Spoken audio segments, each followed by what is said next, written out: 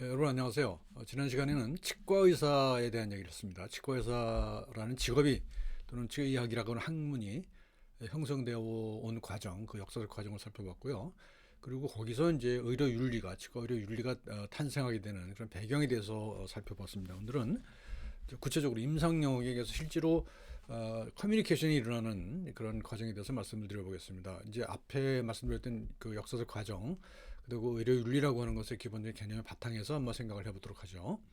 그래서 의료 영역에서 인간관계라고 이제 얘기를 해봤습니다. 인간관계를 알아야 우리가 그죠? 인간관계를 알아야 우리가 제대로 된 소통을 할 수가 있을 것 아니겠어요? 그래서 인간관계라고 하는 것을 기본적으로 생각하고 그리고 커뮤니케이션 소통에 대해서 살펴보도록 그렇게 하겠습니다. 5가지로 나눠서 봤는데요. 우선 우리 마음이라고 하는 것에 대해서 다시 한번 생각해 보도록 하겠습니다. 보통 심리학에서 얘기하고 있는 우리 인간의 마음에 대한 얘기를 해보도록 하겠습니다. 빠른 마음과 느린 마음인데요. 우리가 두 가지 마음이 가지고 있다는 거예요. 우리 속에는. 그래서 그 두 마음에 대해서 그 두 가지를 다 알아야 긍정적인 것과 부정적인 것 모두 다 알 수가 있는 거죠. 그리고 그것은 이제 환자와 의사의 관계에 적용시켜서 한번 생각해 보도록 하고요. 그래서 환자와 의사의 관계 전통적으로 여러 가지 이론도 있었습니다. 환자 의사의 관계를 어떻게 유용화하기도 하고 그러거든요. 그렇게 얘기를 할 거고요. 그다음에는 제가 이제 의료 계약이라고 하는 말을 했습니다. 지난 시간에 우리가 그 히포크라테스의 의료 윤리가 기본적으로 계약 윤리라고 말씀을 드렸었죠. 그리고 우리 그 동아시아 전통에서의 그 의료 윤리는 보통 인술 논리라고 말씀드렸습니다. 이거 좀 차이가 있는 거죠. 근데 현대 사회에서는 인술이라고 하는 것과 동시에 계약의 측면도 중요하다는 말이죠. 그래서 그 계약의 관점에서 한번 살펴보도록 그렇게 하겠습니다. 그래서 도덕적 계약, 사회적 계약, 임상적 계약 이렇게 나눠서 설명을 한번 하도록 할 거고요. 그다음에 이제 의료 내에서는 환자와 의사 간의 관계뿐만 아니라 의사와 의사 사이 또는 의사와 뭐 간호사와 같은 그런 종사자들과의 사이 뭐 여러 가지 관계가 있을 수 있습니다. 또 간호사와 환자 간의 관계도 있을 수 있고요. 그래서 그런 다른 의료 관계들을 또 살펴볼 것이고요. 그리고 이제 마지막으로는 환자 중심 의료라고 하는 주제에 대해서 말씀을 드려보도록 하겠습니다. 이제 의사 소통이 중요한 이유는요. 그것이 지금까지의 의료 방식이 환자 중심이 아니었다라고 하는 반성에서 시작한 거거든요. 그래서 소통이라고 하는 것은 소통의 커뮤니케이션의 기술을 익히는 것이 아니라 기본적으로 그 중심 이동을 좀 해야 된다는 거죠. 의사가 가지고 있었던 주도권들을 환자한테 일정 부분 나눠주고 그 바탕하에서 이제 아주 평행적인 그런 대등한 관계에서의 소통을 해야 된다는 그런 얘기입니다. 그래서 빠른 마음과 느린 마음입니다. 뭐 우리가 일상적으로 상식적으로 알 수 있는 거죠. 예를 들면 우리가 어떤 그 상황을 대했을 때 이것이 직관적으로 위험하다 또는 이것이 불결하다 이런 것이 있을 때는 본능적으로 피하려고 합니다. 그렇죠? 피하는 본능이 있어요. 그래서 어디가 나한테 어떤 고통이 가해질 것 같다. 예를 들어서 무슨 뭐 돌멩이가 날아온다. 그러면 본능적으로 피할 수밖에 없는 거 아니에요? 그리고 누군가 때린다 그랬을 때 본능적으로 피하는 것. 이것이 피 본능이에요. 이제 이거 강아지를 키워보면 잘 아는데요. 보통 여태까지는 그러고요. 그다음에 또 한 가지는 접근 본능이에요. 그러니까 예를 들면 강아지 같은 경우에 뭐 간식을 준다. 그러면 접근하게 돼 있잖아요. 그래서 뭔가 자기 생존에 유리한 그 조건이 주어지면 접근해서 그것을 소화하려고 그러고 그렇지 않은 거는 회피하려고 그런단 말이죠. 이건 아주 당연한 거예요. 그래서 회피 본능과 접근 본능 두 가지를 다 가지고 있다는 거예요. 우리 인간은 그래야 생존하고 번영할 수가 있어요. 그래서 이 두 가지를 동시에 우리가 얘기를 해야 되고 그 과거에는 주로 이제 윤리도 그랬습니다. 우리가 윤리를 얘기하기 전에 잠깐 그 강아지 훈련시키는 얘기를 해보면요. 과거에는 개를 훈련시킬 때 주로 이 회피 본능을 자극했습니다. 그리고 인간의 교육도 그랬어요. 그래서 예를 들면 뭘 잘못한 일을 했을 때 고통을 가하는 거죠. 뭐 매를 든다든지 또는 강아지 같은 경우에는 처벌을 하는 거죠. 바람직하지 않은 행동을 했을 때. 그래서 회피 본능을 중심으로 이제 그 교육을 했단 말이죠. 근데 이게 이제 잘못됐다고 하는 그런 인식들이 지금 싹트고 있는 거죠. 그래서 접근 본능을 중심으로 이제는 교육을 하고 훈련을 해야 된다 하는 거죠. 근데 윤리도 마찬가지라는 겁니다. 윤리도 우리 여태까지는 이런 거 저런 거 하면 안 돼라고 하는 거죠. 안 돼였거든요. 안 돼. 그 회피 본능이죠. 그렇지만 윤리라고 하는 것을 기본적으로 실천 가능하도록 만들려면 이 접근 본능을 활용해야 된다는 겁니다. 그러니까 그래서 그것을 했을 때 윤리적 행동했을 때 나 자신도 행복을 얻을 수 있는 그런 방향으로 윤리가 진화돼야 된다라고 저는 생각을 합니다. 그래서 지금까지 윤리의 논의는 좀 잘못된 건 아니냐 그런 생각을 해요. 그래서 이 두 가지 본능을 다 고려하자 하는 마음이고요. 그다음에 이제 되게 이런 식으로 나눌 수가 있어요. 회피 본능은 주로 감성 위주죠. 물론 감성이라고 하는 것이 이제 접근 본능 가지는 것도 있죠. 예를 들면 누군가를 사랑한다 할 때 접근 본능이 생기죠. 그런 감정이 있을 때. 그렇지만 대부분의 경우에는 감성은 이게 빠른 마음에 속합니다. 빠른 마음과 느린 마음. 이거거든요. 이 앞에 건 되게 빠른 마음이고요. 뒤에 건 되게 느린 마음이에요. 그러니까 인간에는 그 두 가지 마음이 다 있다는 거죠. 회피 본능, 접근 본능. 이게 다 빠른 마음, 느린 마음. 감성과 이성 마찬가지죠. 감성은 주로 빠른 마음이죠. 금방 내가 어떤 생각을 하기 이전에 이미 그냥 생기는 마음이죠. 그리고 이 빠른 마음은 생존의 유리예요. 그죠? 나한테 위험이 닥치는 일들을 피하고자 하는 거죠. 그리고 과거에 내가 무슨 음식을 먹고 뭐 탈이 났다 그러면 그 음식 피하게 돼 있습니다. 그 냄새만 맡아도 피하게 돼 있죠. 생존 본능이에요. 그렇지만 한편으로는 그걸 아주 곰곰이 따져봐서 이게 이런 냄새가 나지만 요건 아주 영양가가 풍부하다. 뭐 이런 것을 알게 된다면은 느린 마음이 생겨서 그거를 접근할 수 있게 되죠. 마찬가지로 경쟁도 마찬가지입니다. 1차적으로는 같은 개체 그 주변에 있는 다른 개체들과 경쟁하는 그런 마음이 빠른 마음이죠. 하지만 그들과 협동했을 때 훨씬 더 우리가 커다란 번영을 누릴 수 있다라고 하는 그런 이성적인 판단이 되면 그렇게 하게 된단 말이죠. 그다음에 이기적인 마음과 이타적인 마음도 마찬가지죠. 이것도 뭐 이기적인 마음을 억누르고 이타성을 보여야 된다라고 하는 과거에는 그런 식으로만 얘기를 해왔지만 사실은 이기적인 마음과 이타적인 마음을 동시에 고려해야만 된다. 그런 얘기를 하는 겁니다. 퀴즈를 하나 내보겠습니다. 자, 이 야구 배트와 야구 공을 합쳐서 11,000원이에요. 그런데 야구 공하고 10,000원을 합치면 이 야구 배트 값이 됩니다. 그러면 이 야구 공 값은 얼마입니까? 여러분들 빨리 판단해 보세요. 아마 대부분의 사람들이 1,000원이라고 그래요. 그런 답을 내놓을 겁니다. 근데 조금만 생각해 보면 1,000원일 수가 없다는 게 드러나죠. 그죠? 500원이어야만 합니다. 500원하고 10,000원은 1,500원이죠. 그럼 이게 1,500원이 됩니다. 그럼 1,500원하고 이건 500원이니까 합치면 11,000원이 되죠.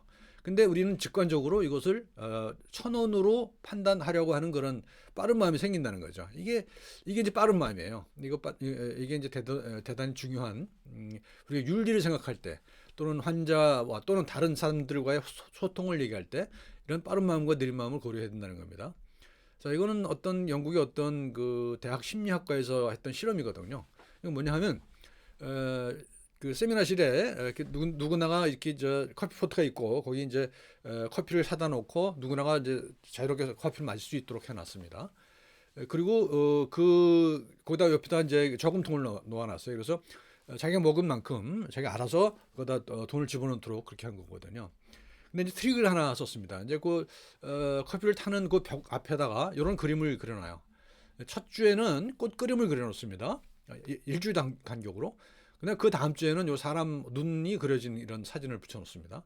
그다음에 또 꽃, 눈 이런 식으로 마지막엔 굉장히 부르뜬 눈을 붙여놓습니다. 그래놓고서는 일주일 지나고 난 다음에 주말에 저금통을 회수를 해서 얼마가 돈이 들어왔는가를 보는 거죠. 그랬더니 놀랍게도 꽃 그림이 그려져 있던 주에는 돈이 얼마 안 모이고 눈 그림이 그려져 있는 주에는 돈이 많이 모였다는 겁니다.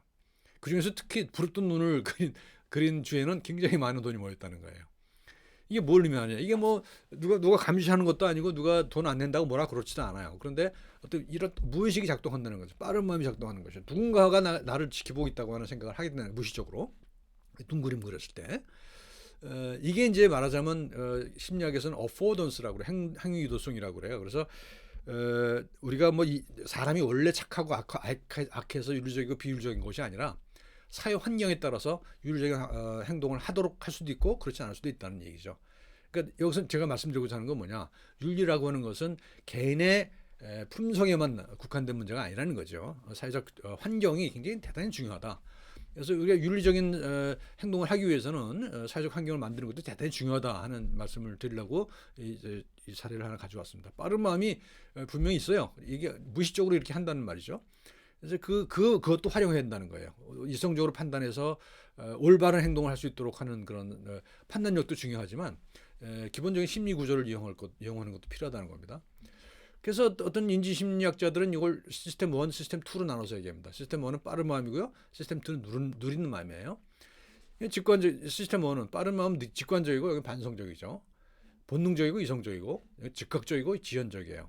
그리고 여기는 주로 이익과 생존을 위해서 발동되는 마음이지만 여기는 조금 더 장기적인 안목을 가지고 공동체의 이익이 뭔가를 생각하게 된다는 거죠.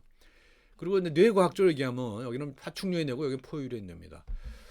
그래서 이런 시스템 1과 시스템 2를 우리는 다 갖추고 있죠. 우리는 그 뇌가 되게 크게 세 부분 나눈다고 한다면 전뇌, 중뇌, 후뇌 이렇게 나오는 거거든요. 후뇌 같은 경우는 이 시스템 1이죠. 직관적인 것, 본능적인 것들을 담당하는 그거이고요. 우리가 그 대뇌피질 같은 경우는 이런 시스템 2에 해당하는 그런 거죠. 그러니까 파충류에는 이런 이쪽 부분이 잘 없잖아요. 그러고 이제 시스템 2 중에서 대뇌피질 중에서는 인간 같은 경우는 그것이 아주 다른 포유동물보다도 아주 과도하게 진화되어 있는 그런 상태이죠.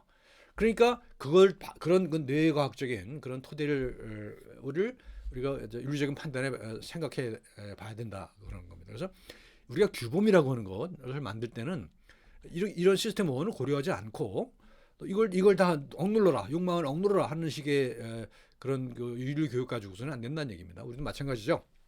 이걸 다 고려하는 그런 그 본능도 고려하고 이성적 판단도 고려하고 우리의 감성도 고려해서 규범을 만들어야 된다 하는 말씀을 드리는 겁니다. 근데 대개 이제 이것도 아주 유명한 실험인데요. 예를 들면 인간의 마음 또는 인간의 마음이라고 하는 것이 윤리적인 마음을 가지는 것은 인간뿐이다 이런 생각을 하는 경우 많이 있죠. 동물들은 그렇지 않다. 동물들은 무조건 이빨과 발톱이다 뭐 이런 식으로 얘기하는 경우가 있어요. 그런데 최근에 이제 영장류 연구자들에 의하면 그렇지 않다는 사실들이 속속 드러나고 있습니다. 동물들에서도 아주 인간만큼 고도의 구조는 가지고 있지 않지만 기본적인 윤리적인 마음을 가지고 있다는 겁니다. 이 실험은 뭐냐면요. 두 마리의 원숭이를 양쪽에 놓죠. 그 다음에 바닥에 이제 철판이 깔려 있습니다. 근데 요쪽 오른쪽에 있는 아이가 요 빨간 레버를 잡아당기면 여기 먹을 게 나와요. 자기한테 먹을 게 나오는데 동시에 상대방에 있는 이 친구한테 바닥에 전기가 흘러서 얘가 찍 하고 울어요. 자기한테는 이러는데 상대방한테는 고통 동시에 주는 거죠. 조건은 그렇게 가지는 거예요. 나한테는 득이 되지만 상대방에게 고통을 주는 그런 조건을 주는 거죠. 그럼 얘가 어떻게 행동하는 걸 봤다는 거죠. 안 먹더라는 겁니다. 잡아당겨서 상대방의 고통을 가는 걸 보는 순간 자기한테 먹을 것이 나와도 이걸 잡아당기지 않더라는 거죠. 이게 이제 우리가 새로 발견한 윤리에 관한 그 이론이에요. 그러니까 진화의 관점인 거죠. 동물들도 그런 도덕적인 기본적인 본성을 가지고 있다는 얘기를 하는 거거든요. 그러니까 우리가 가지고 있었던 어떤 여태까지의 그 상식하고는 많이 어긋나는 얘기죠. 이런 일들이 지금 그 현대 생물학에서는 이런 증거들이 많이 있습니다. 그래서 이걸 우리가 같이 고려해야 된다는 얘기를 하는 거죠. 그래서 이제 이렇게 정리를 하자면 이런 거예요. 상업적 이익이 시스템 1이에요. 빠른 마음이에요. 그렇지만 도덕적 의무 이런 마음은 시스템 2 느린 마음입니다. 그리고 상술이라고 이게 빠른 마음이 작동하면은 상술이 되겠죠. 저도 개업을 꽤 오래 했었습니다만 의술이 상술이 아닐 수가 있나요? 저는 그렇게 되묻고 싶어요. 그리고 이 학교에서 이런 얘기하면 싫어하는 분들이 많은데 사실 싫어하는 분들도 사실은 그 사람 진료실 가보면 굉장히 상술을 발휘하고 있는 걸 알 수가 있거든요. 저는 그런 생각을 해요. 이걸 솔직하게 인정해야죠. 의술의 상술이라는 것을 인정하지 않을 수 없습니다. 지난 시간에 얘기했다시피 히포크라테스 시대에도 역시 상술이었어요. 상술을 이런 것을 기반으로 해서 그다음에 선언이 나온 거예요. 그래서 그 계약이라는 말이죠. 그래서 상술이라는 걸 인정해야 되고요. 그다음에 동시에 인술이다 하는 것도 역시 인정할 수밖에 없습니다. 그래서 상술만 가지고 되는 게 아니거든요. 의료라는 것은. 그래서 인술이기만 하지는 않다. 상술과 인술의 균형을 맞춰야 된다라는 것. 이것이 저는 제일 중요하다고 생각해요. 그래서 이것이 맞춰줘야 특히 현대사에서는 고대사에서는 그렇지 않을 수도 있었을지 모르겠습니다. 현대사는 특히 프로페셔널 밸류를 강조하는 시대에 있어서는 이건 굉장히 중요한 거라는 겁니다. 자, 환자 의사 관계에 대해서 좀 살펴보도록 하겠습니다. 자, 환자라고 하는 말부터 한번 살펴봅시다. 환자라는 말, 환자. 환자는 요거예요. 요게 꼬챙이거든요. 꼬챙이. 그다음에 밑에 마음 심자가 들어 있어요. 요거는 가운데 네모는 다 몸이죠. 몸에 꼬챙이에 꽂혀 있는 거고 그 밑에 마음이 달려 있는 거죠. 그러니까 이 환이라고 한 말에는 고통이란 말이 포함되어 있는 거고요. 마음도 포함되어 있는 겁니다. 앓는 사람, 몸을 앓는 사람. 몸을 앓는다고 할 때 앓는 것은 마음까지 포함되어 있는 거죠. 그래서 우리 한자의 환자는 그런 고통받는 사람이라는 뜻을 갖고 있고요. 영어의 페이션트는 아시다시피 인디오, 견뎌내는 사람이죠. 인자도 인자. 인자. 그래서 결국은 고통받는 사람이라는 뜻이에요. 환자라는 뜻은. 그래서 이제 그런 환자를 의사가 뭐 진료를 할 거 아닙니까? 치료해 갈 겁니다. 근데 의사 역할은 여러 가지가 있어요. 이 닥터라고 하는 말 자체가요. 라틴어 도스리에서 온 말이거든요. 이게 스승사자입니다. 스승사자. 그래서 우리는 의사 선생님이라고 부르죠. 의사 선생님이라고 부르는, 요즘엔 또 뭐 안 그런 경우도 많이 있습니다. 그래서 이 의사 스승사자를 쓰는 경우가 거의 없습니다. 이런 변호사한테 스승사자 안 쓰죠. 그죠? 그 교사, 그다음에 의사, 목사 이런 경우에만 스승사자 씁니다. 그러니까 의사, 이게 이제 사실은 그 우리 전통 동아시아 의학에서도 이 스승사자를 쓰는 경우가 아주 드뭅니다. 그 의술을 가르치는 사람의 경우에 스승사자를 쓰지, 그렇지 않으면 이 선비사자를 쓰기도 하고요. 그다음에 보통은 의원을 쓰죠. 의원. 지난 시간 우리가 봤죠. 의자, 의원, 그다음에 의학자 이렇게 나눴잖아요. 그런 것처럼 그런데 이제 현대사에 와서는 이것이 이제 그 선생이 됐죠. 가르치는 사람이 돼 있어요. 그러니까 실제로 자기 몸에 대해서 가르치기도 하잖아요. 그래서 그런 역할이 있는 건 분명합니다. 그다음에 돌봄을 제공하는 사람이죠. 돌봄 서비스를 제공하는 사람입니다. 그리고 치유자예요. 치유자라는 것도 굉장히 중요하고, 그러니까 이게 이제 어떻게 보면 이제 모순처럼 보이는데 그렇지만 또 과학자란 말이죠. 과학자란 말이에요.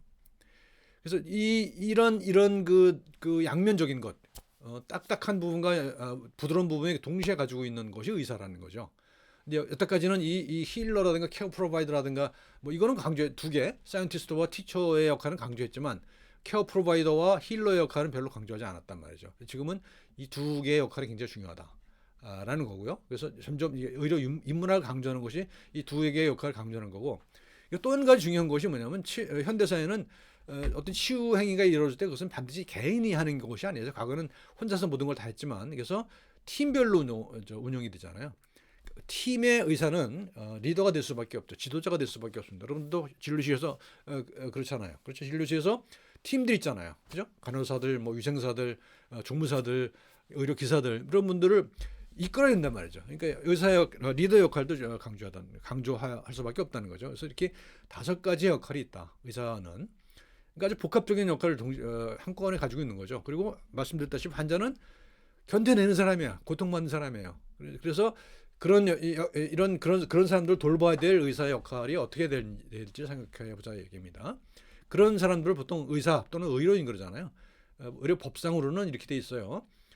간호사, 조산사까지가 의료인입니다. 치과 위생사가 지금 의료인에 포함시켜달라고 이제 그 운동을 하고 있는데 아직 안 되고 있죠. 조산사까지도 이제 의료인인데 치과 위생사는 의료인이 아직 아니더라고요.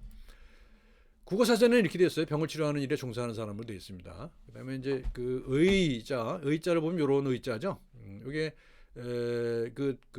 어원을 보면 이렇습니다. 무당에서 온 겁니다. 무당에서. 그러니까 무당은 여기 하늘이고 위에가 하늘이고 밑에가 땅이죠. 그리고 이걸 사람이 이렇게 받치고 있는 거잖아요. 그러니까 일단 무당이에요.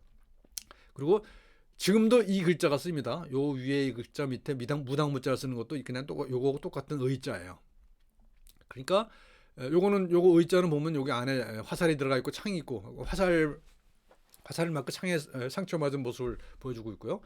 그걸 밑에 무당이 이걸 치유하는 거 모습이죠. 근데 지금 현대는 어떻게 되냐? 무당 무자 대신에 술유자로 바뀌죠. 이 술자는 뭘 상징하느냐? 약을 상징하는 겁니다.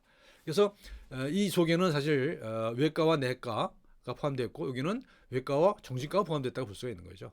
그래서 이 이제 한자 속에서 이런 것들이 다 포함됐다고 볼 수가 있고요.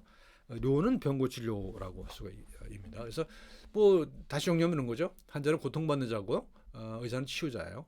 그다음에 환자는 서비스의 소비자입니다. 그리고 의사는 제공자예요. 그러니까 이건 인간적인 관계잖아요. 이거는 어떤 상업적인 관계란 말이죠. 그리고 도덕적인 관계. 이거 이제 환자는 수세적일 수밖에 없어요. 그죠? 그리고 의사가 주도적일 수밖에 없단 말입니다. 그런데 여기 상업적 관계에 있어요. 그러니까 여기서 어떤 약간의 모순이 발생하죠. 그다음에 교육적 관계도 있어요. 가르치고 배우는 자예요. 그러니까 가르치고 배우는 것, 그다음에 뭐예요? 그 주도적이고 수도적인 이건 이제 인간적인 관계인 거고, 서비스 소비자라고 하는 관계가 섞여 있기 때문에 이 관계가 단순하지가 않다는 겁니다. 그래서 과거에는 이걸 뭐 저 상업적 관계를 배제한다라고 그랬었어요. 그래서 치과 의사 윤리라고 하는 저 1970년대에 나온 문서에도 보게 되면 영리적 동기를 배제한다고 되어 있었거든요. 근데 사실 실상 그게 배제가 될 수가 없는 얘기죠. 그래서 지금은 점차적으로 윤리 규정도 배제한다라기보다는 그것보다는 환자의 고통에 더 주의를 기울인다 이렇게 돼 있죠. 그럴 수밖에 없는 겁니다. 이걸 보게 되면 복합적인 관계이기 때문에 그럴 수밖에 없는 거라고 볼 수가 있죠. 그래서 뭐 무조건적인 인술도 아니고 무조건적 상술도 아니다 이런 겁니다. 그리고 우리가 보통 이제 환자하고 관계를 볼 때 이런 거를 우리가 무시하는 경우가 많아요. 우리가 환자를 치료한다고 할 때 보통 신체적인 어떤 그 이상을 치료를 하잖아요. 그리고 우리는 대체적으로 이쪽에만 이것만 하면 다 끝났다고 생각을 한단 말이죠. 근데 사실 환자라고 하는 존재는 이 신체적인 이상만 갖고 있는 게 아니거든요. 신체적 이상이 생겼을 때 거기는 아주 더 광범한, 더 훨씬 큰 신체적 이상은 어떤 그 사람의 실존에 있어서 빙산의 일각에 불과하다는 거죠. 그래서 이상적 반응도 있고, 심리적 반응도 있고, 사회적 반응도 있고, 정신적 반응도 있어요. 이런 모든 복잡한 것들을 우리가 일일이 다 하나하나 따질 수는 없겠습니다만, 우리가 환자라고 하는 실존을 이해할 때는 이런 아주 폭넓은 이런 바탕이 있다고 하는 사실들을 항상 염두에 둬야 된다, 잊지 말아야 된다, 그런 말씀을 드리는 겁니다. 그래서 신체적 그러니까 예를 들어서 무슨 뭐 환자 치료한다고 했을 때 그 신체적 이상만 치료해서 끝났다고 생각하면 안 된다는 겁니다. 그 신체적 이상을 불러일으키는 여러 가지 밑바닥 반응이 있다는 말이죠. 이것이 굉장히 이 신체적 그 현상에도 영향을 미친다는 거예요. 그건 여러 가지 이제 증거들이 나오고 있죠. 그래서 이거 중요한 거고요.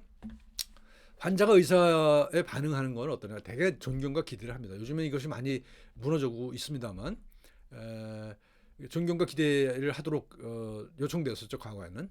지금도 마찬가지입니다. 여전히 요청됩니다.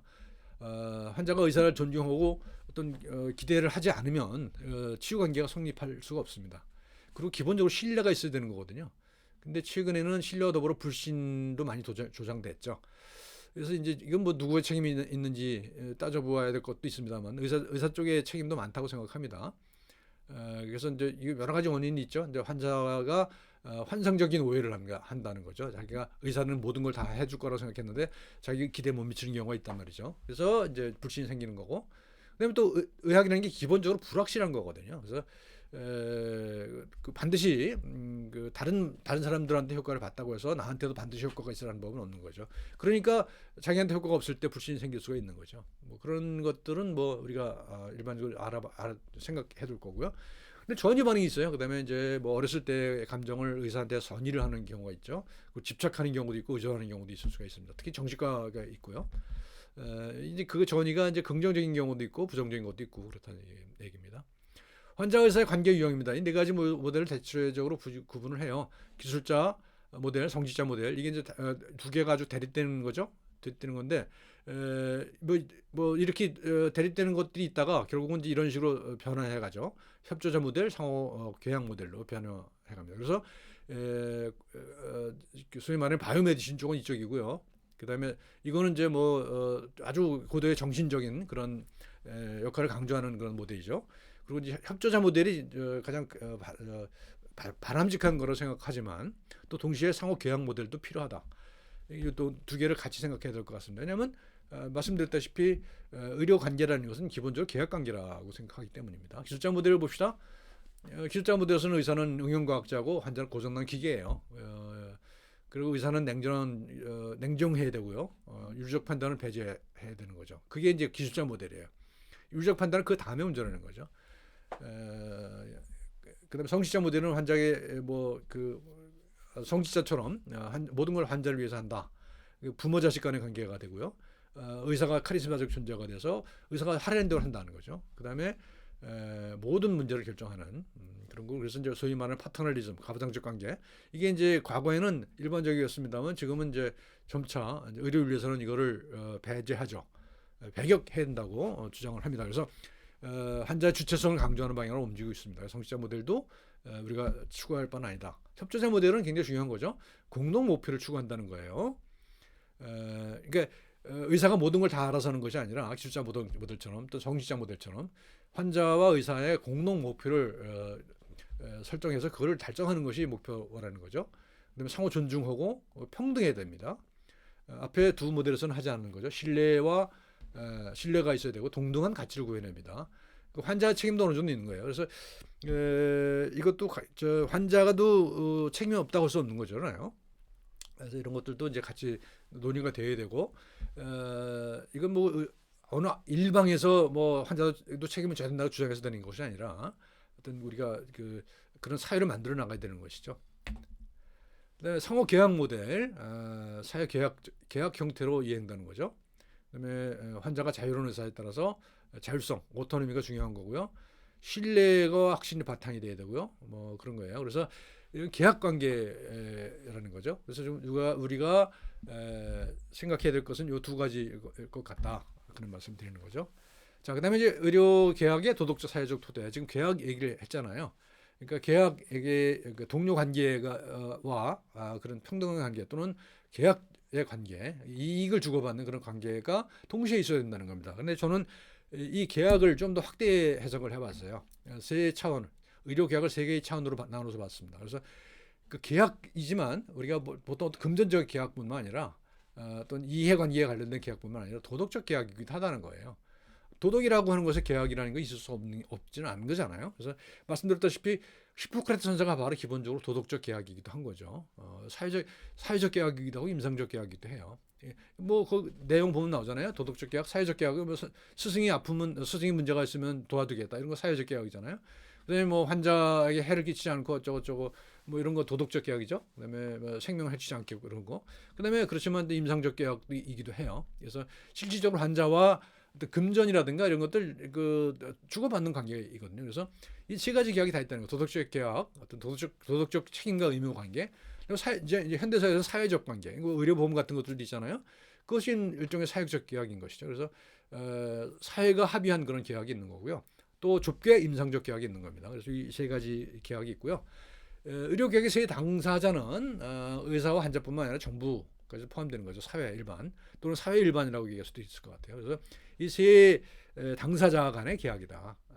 쌍방 간의 계약만은 아니라는 거죠. 도덕적 계약은 공평하고 합리적이어야 되고 보살핌과 사랑이라고 하는 가치가 교환되는 거고, 그다음에 신뢰를 해야 되고 참여해야 되고 그런 거고요.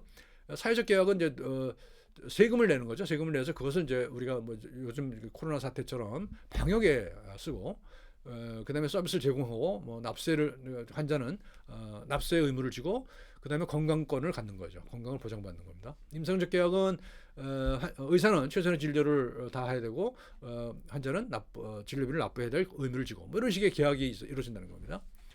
도덕적 계약의 중심 가치는 건강 증진이죠. 그러니까 국민 건강이죠. 뭐 물론 개인도 포함될 수도 있습니다만, 그래서 국가는 공평과 합리의 정신을 갖고 임해야 되고요. 그 정신입니다. 어떤 도덕적 가치 아니에요. 도덕적 가치. 이게 이제 도덕적 가치예요. 그래서 의사가 가져야 될 가치라는 것은 보살핌과 사랑의 정신, 이걸 어짐이라고 좀 표현했어요. 인이겠죠, 인. 한자로 인. 그다음에 환자는 신뢰와 참여의 정신. 그러니까 신뢰를 해야 되는, 의사를 신뢰를 해야 되는 거죠. 그 우리말로 미쁨이라고 해요. 미쁨. 이쁜 말이죠. 이쁜 말이에요. 그래서 어짐과 미쁨. 그 의사가 가져야 될 가치는 어짐이고요. 인의 가치죠. 인의 가치고, 환자가 가져야 될 가치는 미쁨, 신뢰라는 거죠. 그러니까 이것이 두 가치가 어우러져야 도덕적 계약이 이루어질 수 있다는 겁니다. 사회적 계약에서는 국가는, 그렇죠? 정부는 국민 건강을 최상으로 유지할 의무가 있는 거죠. 그리고 그런 의무를 수행하기 위해서 징세권이 갖습니다. 그래서 세금을 징수할 수가 있죠. 의사는 보건의료 서비스를 제공해야 되죠. 요즘 코로나 같은 경우에 많은 의사 선생님들 고생하잖아요. 그래서 제공할 의무를 가지는 겁니다. 불만도 있을 수 있습니다. 어쨌든 그런 겁니다. 그다음에 보상을 받을 권리가 있어요. 이게 보상을 얼마나 받느냐에 대해 갖고 이제 갑론을박이 있습니다. 어쨌든 보상을 받을 수가 있어요. 환자는 세금을 내야 되고 진료비를 내야 되고 교환 가치로 이제 건강할 권리를 갖는다는 거죠. 임상적 계약은 주로 이제 환자와 의사 사이에 있는 거죠. 금전적 교환, 금전의 교환이죠. 그다음에 근데 그럼에도 불구하고 이 임상적 계약이라고 하는 것도 그런 상업적 계약의 성격이 가까이 있지만 완벽하게 동등한 계약은 불가능하다는 거예요. 그래서 의사 환자 관계라는 것은 기본적으로 완벽하게 동등할 수 없다 하는 얘기를 많이 하죠. 왜냐하면 고대 전문성을 가지고 있어요. 이건 아는 것은 한쪽이 기울어질 수밖에 없어요. 이 힘을 가질 수밖에 없는 거죠. 의사 쪽에서 정보의 불균형이 있는 거고 그래서 이제 의사한테 더 높은 도덕성을 요구를 하는 거죠. 이게 완벽한 평형 관계가 아니기 때문에 동등한 계약이 되기가 어렵다는 얘기예요. 그래서 임상적 계약에서는 일반적인 상업적 계약과 다른 그런 의미가 있다는 겁니다. 환자 권리 장전에 이런 게 있죠. 이제 그 병원마다 환자 권리 장전을 이렇게 붙여놓고 있죠. 이런 환자들은 이런 권리를 가진다는 거예요. 그래서 이건 뭐 너무 당연한 얘기죠. 그래서 이걸 지켜야 된다는 거죠. 이런 권리를 환자의 권리를 지켜줘야 된다는 것 이게 중요한 의미가 되겠습니다. 다른 의료 관계들입니다. 의사 관계, 의사 간호사 관계, 간호사 환자 관계를 보겠습니다. 의사 관계는 이제 동료 의사 간의 관계가 굉장히 중요한데요. 우리나라 같은 경우는 주로 동료의 허물을 덮어줘라라고 저는 학교에서 배웠어요 옛날에. 근데 이제 보면 웃기는 게 미국의 AMA죠, AMA. 미국 의사협회의 의료윤리 그 선언을 보게 되면 어떤 얘기가 나오냐면 동료의 허물을 덮어주는 게 아니라 동료가 잘못했을 때 그걸 지적하겠다라는 얘기가 나옵니다. 거꾸로죠. 완전히 우리랑 거꾸로죠. 그래서 이거는 이제 뭐 어느 게 저 옳다라고 얘기하기는 어렵습니다만 그리고 이제 우리 덮어주는 것이 어떤 미덕일 수도 있어요. 그건 분명히 그렇습니다. 그렇지만 그것을 무한정으로 덮어줄 수는 없는 거잖아요. 그래서 예를 들어서 어떤 의료 과화가 발생했다. 또는 다른 의사가 실수를 했다. 또는 뭐 비도덕적인 행위를 한다. 환자에 대해서. 그랬을 때 그걸 지적해야 될 의무도 있는 겁니다. 그래서 일반적인 비난을 하는 것보다는 이것을 해결할 수 있는 방법을 만들어야 된다는 거예요. 이게 우리한테는 없는 거죠. 그래서 이게 이제 우리가 지금 여러 가지 문제가 생기는 이유가 아닌가 싶습니다. 동료 의사들을 동료들끼리 서로 뭐 감시하기보다는 서로 허물을 덮어주기도 하지만 또 잘못했을 때 그걸 지적하고 바로잡을 수 있는 그런 역할도 해야 된다는 겁니다. 그리고 뭐 요즘엔 뭐 이성 동료 같은 경우는 뭐 너무나 많이 나오고 있기 때문에 그렇고요. 또 이제 문제가 되고 있는 게 이제 이런 겁니다. 지도 전문의와 전공의 간의 문제가 많죠. 폭력도 발생하고요. 얼마 전에 뭐 제가 가까이 있는 그 의료기관에서 그런 일이 발생했는데 폭력을 행사를 해서 심하게 다치는 그런 경우가 있었거든요. 이건 참 심각한 문제죠. 환자를 사람을 구하는 직업인데 어떻게 동료끼리 이럴 수가 있냐 하는 거죠. 전공의하고 레지던트 인턴 사이도 마찬가지입니다. 굉장히 하이라키 강해서 이건 문화적으로 저는 굉장히 문제가 있다고 생각해요. 그래서 윤리를 어떤 규정이라든가 규범만 갖고 해결할 수 있는 문제는 아니라고 생각해요. 문화 전체가 바뀌어야 된다고 생각을 하거든요. 그래서 이런 아주 상하관계, 군대식 상하관계를 좀 극복할 수 있는 그런 노력들이 좀 있었으면 좋겠다는 생각을 합니다. 뭐 그런 거예요. 그다음에 이제 뭐 다른 과 의사의 관계, 의료한 의사와의 관계 이런 것들도 이제 지금 뭐 자세히 말씀드리긴 어렵습니다. 그렇죠. 의사 간호사의 관계도 또 많이 문제가 될 수가 있죠. 뭐 톰과 제리 같이 예를 들면 특히 좀 연차가 된 간호사와 뭐 인턴이나 전공의 같은 경우에 관계가 저도 경험했습니다만 아주 희한한 관계가 있습니다. 의사 간호사 관계 유형은 동명 유형, 연주 유형, 협동 유형, 고용자 피고용자 유형이 있을 수가 있습니다. 여러분들 개업의 경우는 대개 고용자 피고용자 관계를 가지고 있겠죠. 그렇지만 이런 유형도 고려해야 된다는 거죠. 동맹을 맺는 것일 수가 있고요. 연주, 오케스트레이션을 하는 거죠. 그러니까 여기서 대개 이제 의사가 지휘자가 되는 거죠. 그다음에 또 더 협동의 유형으로 갈 수도 있는 거죠. 의사나 간호사가 다 의료인이잖아요. 의료인인데 어떤 차이가 있느냐? 이건 좀 우리가 생각해 볼 필요가 있을 것 같습니다. 보통 일반적으로는 이렇게 얘기해요. 케어와 큐어예요. 의사가 큐어죠. 의사가 주로 이제 큐어를 한다면 간호사는 케어를 하는 거죠. 보살피고 여기는 고쳐주는 거죠.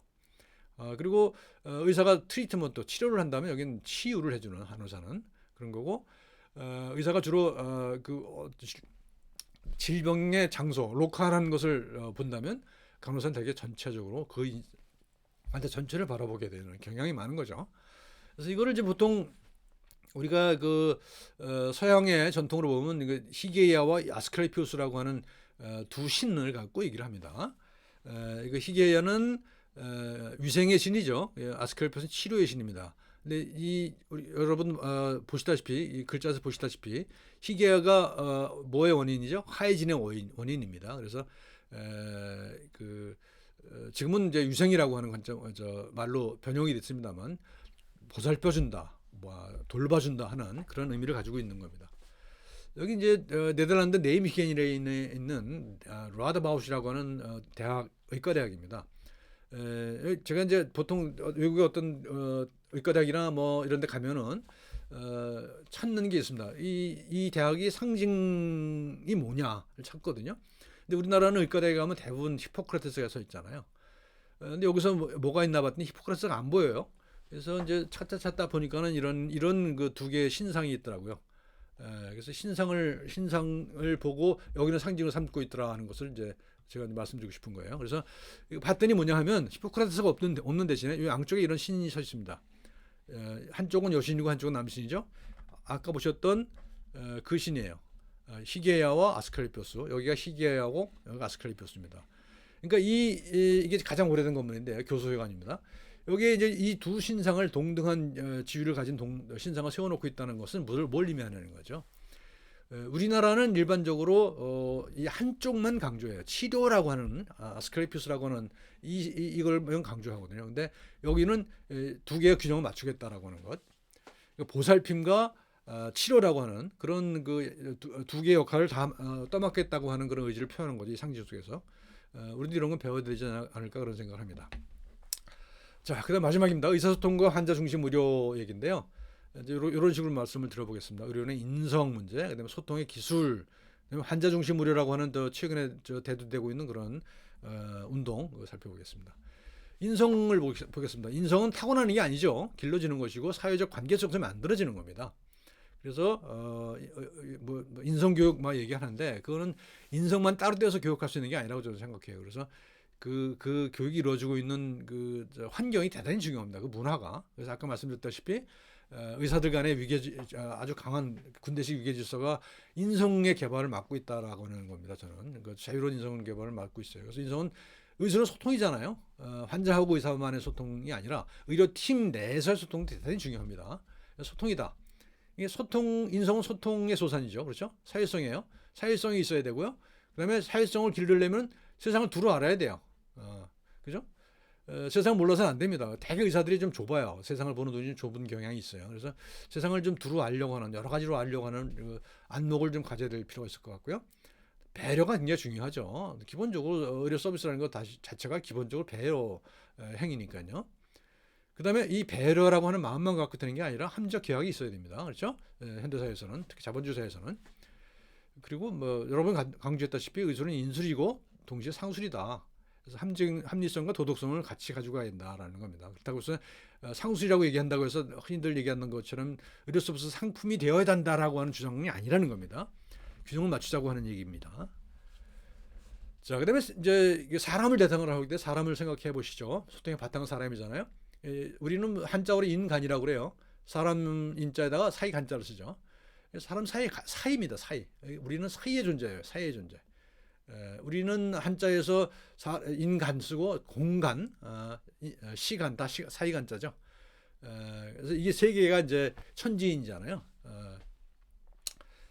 그런데 서양에서는 폴슨이 뭐냐면 이 가면을 상징했어요. 그래서 그러니까 좀 문제가 차이가 있는 거죠. 서양은 기본적으로 개인을 중심으로 한 윤리 또는 뭐 소통일 하더라도 개인을 중심으로 놓은 소통을 얘기했다고 한다면 우리는 기본적인 존재 조건 자체가 사이라는 거죠. 관계라는 거죠. 이게 이제 우리하고 서양하고 다른 겁니다. 그리고 이제 이성과 감성 그 두 개를 동시에 고려한다는 거고요. 그다음에 소통의 기술 도 이제 얘기를 해야 됩니다. 서로 상대방을 존중해야 되고 정직해야 되고 기본적인 바탕은 공감이다. 상대방이 어떻게 느끼는지를 약하게나마 그거를 내가 느낄 수 있어야 그다음에 소통이 이루어질 수 있다는 겁니다. 그러니까 기술만 익혀서 뭐 예를 들면 눈을 마주쳐라 뭐 이런 질문을 해라 이게 지금 저 의사들 저 졸업생들 의사 면허시험 볼 때 이런 거 하거든요 지금. 그래서 그런 어떤 그 표면적인 것만 갖고 소통의 기술을 가리키는 경향이 좀 있는 것 같긴 해요. 근데 그래가지고는 진정한 의미 소통이 이루어지지 않는다는 거죠. 기본적으로 공감이 바탕이 돼야 되고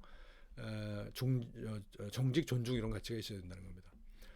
환자를 존중해야 되는데 이것도 한번 여러분들 진료실에서 한번 생각해보고 실천해 보시면 좋을 것 같습니다. 보통은 치과 같은 경우에요. 대개 이제 위생사나 뭐 누구 코디네이터가 환자를 먼저 만나죠. 그다음에 체어에 눕습니다. 그다음에 의사를 만나는 거는 체어에 누워서 만나요. 한번 생각해 보세요. 물론 사전에 뭐 위생사나 코디네이터하고 얘기를 충분히 했다고 하지만 의사하고 처음 만나는 거잖아요. 근데 그 관계 자체가 상당히 불평등해요. 의사는 앉아 있고 환자는 누워 있어요. 그리고 거기 서서 얘기를 한다 하더라도 어떤 신체의 그 자유가 제약을 받고 있는 상태잖아요. 누워 있다고 하는 것은 더구나 덴탈 체어에 누워 있다는 것은. 그래서 저도 옛날에 그렇게 했습니다만 취직생에 공부를 해가면서 그런 거 생각을 합니다. 처음 만나는 그 방식이 좀 달라졌으면 좋겠다. 체어에 누워서 의사를 만나지 말고 체어에 눕더라도 먼저 처음에 만났을 때는 체어에 눕기 전에 먼저 인사를 했으면 좋겠다는 겁니다. 그래서 그래서 뭐 저 위생사가 누구 환자 오셨습니다 하면은 의사가 나가서 동등한 위치에서 인사를 하고 그 다음에 간단하게 소개를 하고 그 다음에 앉히는 게 좋지 않겠느냐 그런 생각을 합니다. 자신을 먼저 소개한다라는 겁니다. 그래서 서양에서는 이게 철저히 하더라고요. 서양에서는 환자가 들어왔을 때 의사가 자기 I'm Dr. 아무아무개 이렇게 소개합니다. 그렇게 하는 것이 일반적이더라고요. 근데 우리는 그렇지 못한 것 같아요. 뭐 이게 좋다 나쁘다가 아니라 근데 이제 이렇게 하면 좋겠다라는 생각이 드는 거죠. 그리고 치료하면서도 보통 뭐 저도 못했던 거지만 환자가 불편해할 수가 있거든요. 그래서 하는 것을 불편한지 계속 묻는 거예요. 자세가 불편하지 않습니까? 여기 아프지 않습니까? 계속 묻고 관찰하는 거 대단히 필요하고요. 그리고 이제 그 앞으로 어떤 시술을 할 때 뭐 이렇게 미리 이제 예고를 해주는 게 대단히 중요합니다. 좀 아플 거라든가 좀 불편하실 거라든가 이런 얘기를 하는 것이 굉장히 중요하죠. 뭐 검사나 치료를 할 때 그런 것을 하는 거 좋고요. 그다음에 요거는 반응인데요. 환자를 충분히 이해하고 있는 듯한 반응을 보여야 돼. 근데 이거 반응만 보여갖고 겉으로만 보여서는 안 되겠죠. 진심으로 해야 되겠죠. 환자들은 사람이라는 게 누구나 마찬가지로 진심을 읽는 그런 힘이 있어요. 저는 그렇게 믿어요, 진짜로. 겉으로 입에 발린 그런 말이 한때는 통할 수 있는 것 같지만 결국은 드러난다는 거죠. 그래서 충분히 이해하고 있다는 실제로 이해를 해야 되고요. 그 반응을 보이는 것이 필요하다.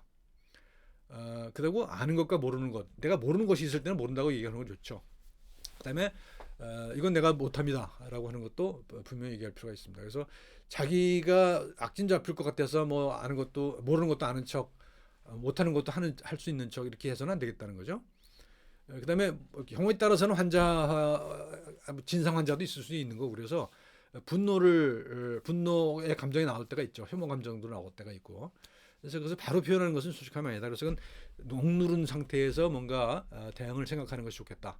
그런 생각을 합니다. 뭐 저도 그런 경험을 많이 해봅니다. 뭐 환자하고 문제가 생기는 경우가 많이 있습니다만 그랬을 때 이걸 감정으로만 대해서는 해결되지가 않죠. 더 나빠지죠. 그리고 무조건 방어적인 자세를 취한다고 되는 것도 아닙니다. 그랬을 때 물론 분명한 선을 긋고 그 선을 넘어오는 것은 방어를 해야 되겠습니다만 기본적으로 그 환자를 이해하는 바탕 속에서 이루어져야 됩니다. 그래서 이해가 뭐 다 안 될 경우도 있습니다만 바탕은 그래야 된다는 거죠. 공감 형성하는 게 대단히 중요해요. 공감, 엠퍼시라고 하죠. 엠퍼시.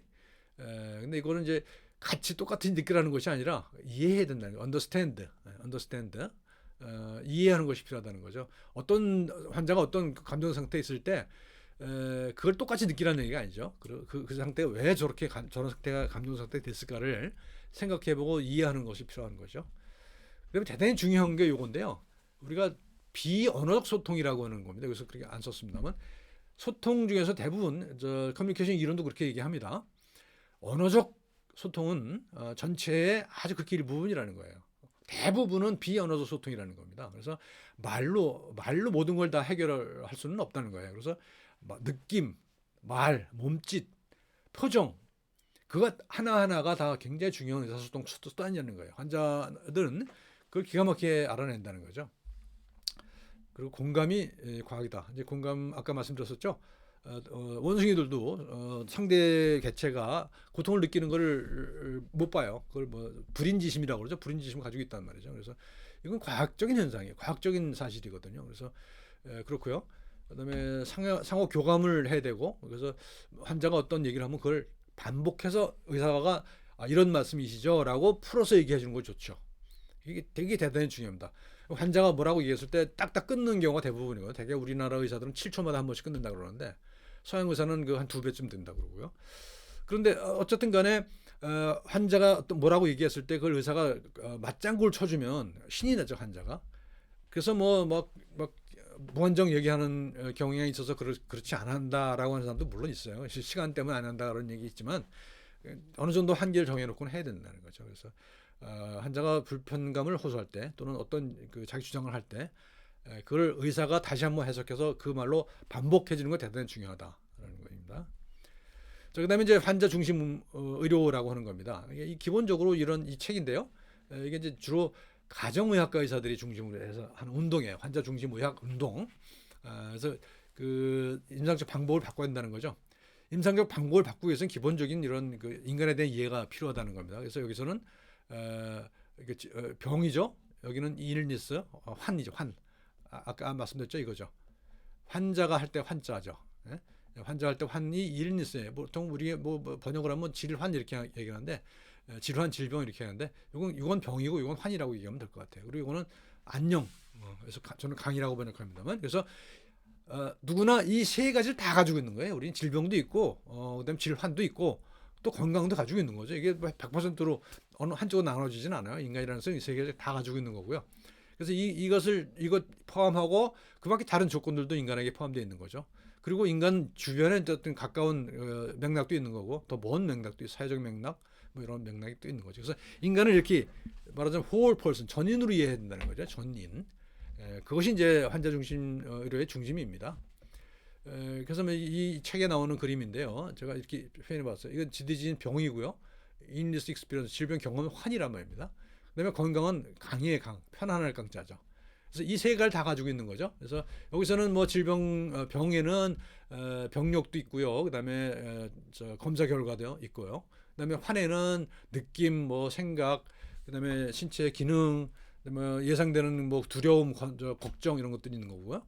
그다음에 이제 건강 속에는 살아가는 의미, 열망 이런 것들이 포함되어 있는 거죠. 이 세 가지를 왔다 갔다 해야 된다는 거죠. 위빙이에요. 그래서 세 가지를 다 고려해야 된다는 겁니다. 그러니까 병만 고려해서는 환자 중심 의학이 되지 않는다는 거죠. 그래서 병을 중심으로 하되 그다음에 환, 강 이런 역할들을 다시 고려해서 종합적인 이해가 필요하다.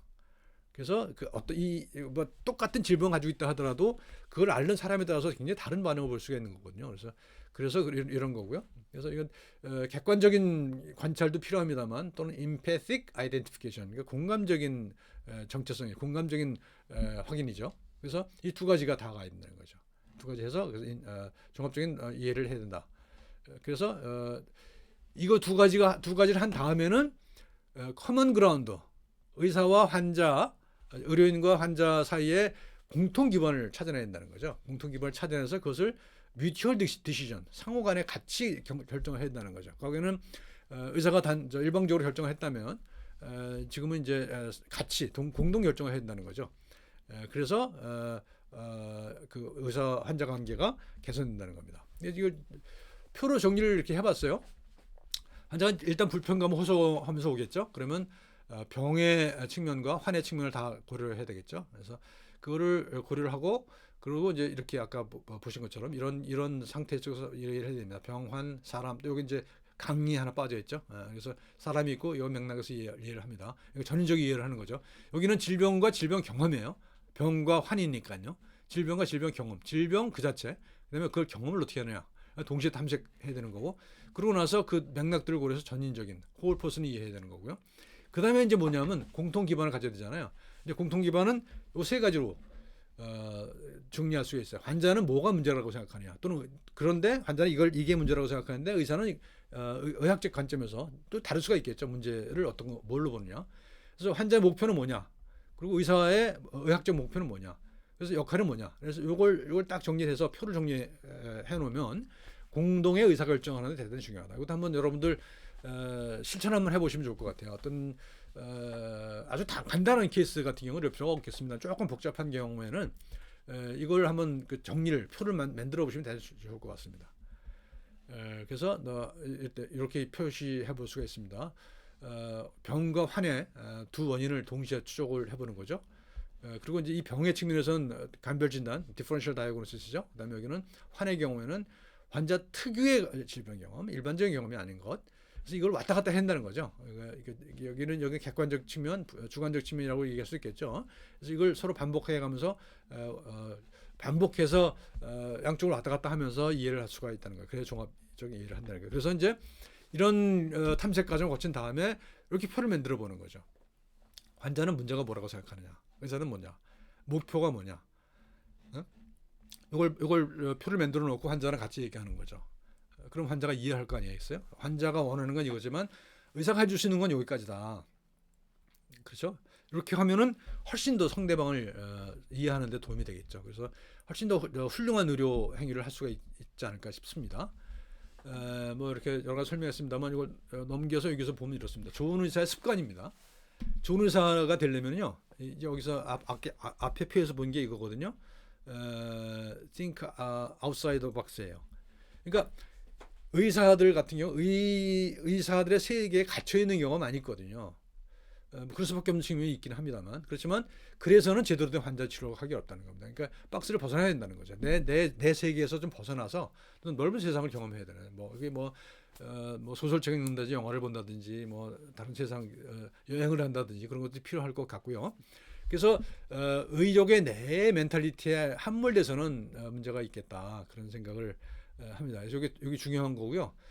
그다음에 이제 현대로 올수록 지금은 저는 옛날에 개업할 때 완전 구멍가게였습니다만 지금은 그렇게 안 하죠. 대부분 팀워크로 일하잖아요. 그러니까 이거는 또 팀워크, 리더가 되는 건 대단히 중요하다는 거죠. 그래서 좋은 팀워크를 만드는 게 대단히 중요하다. 그래서 이 팀워크 오늘 얘기를 많이 안 했습니다만 아까 의사 역할 중에 맨 마지막에 리더를 놓았잖아요. 이제 그게 그 중에 하나입니다. 그래서 좋은 팀워크를 만드는 것이 대단히 중요하다. 그래서 내가 내 관점을 조금 넓혀서 환자의 입장에서 생각해보는 그런 기회를 갖는 것도 중요한 것이고요. 그다음에 우리 팀 내의 다른 구성원들 같이 생각하고 노력하는 것도 대단히 중요하다고 생각합니다. 자, 마지막입니다. 좋은 의사는 좋은 의사라는 것은 환자가 공감하는 의사이고요. 그다음에 환자가 공감하려면은 존경과 신뢰를 받게 되고, 그리고 또 중요한 게 나를 희생하는 것이 좋은 의사가 아니거든요. 내가 행복해야 됩니다. 그러니까 자기 수양이 되고 내가 행복해야 좋은 의사가 된다는 거죠. 이건 이기적으로 행동하는 얘기가 절대로 아닙니다. 나 자신과 환자가 같이 동시에 행복할 수 있는 그런 환경을 만들어내는 것이 중요하다는 얘기가 되겠죠. 자, 여기까지 하겠습니다. 고맙습니다.